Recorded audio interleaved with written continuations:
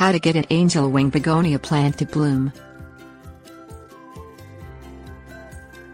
Angel Wing Begonia Corallina de lucerna is primarily grown for its elegant foliage. Unlike many begonias, this particular variety needs plenty of bright but indirect light to thrive.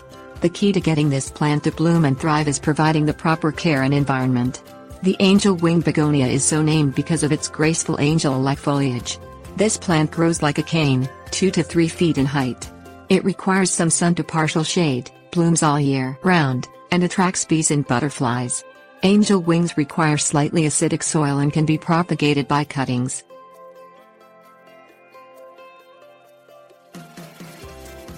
Things you'll need: pH meter, fertilizer, moist stones. Plant angel wing in well-drained, slightly acidic soil which has a pH of 6.5. Use a pH meter to check your soil. As of October 2009, a pH meter can be bought at the local nursery for around $5. Place angel wing in a spot that receives up to 4 hours of sunlight a day. A southern exposure is ideal for this plant. Water this plant moderately, allowing the top inch of soil to dry out. Place moist stones or pebbles at the base of the plant to increase the humidity of the plant. This plant requires the extra moisture in the air to keep it healthy and to make it bloom.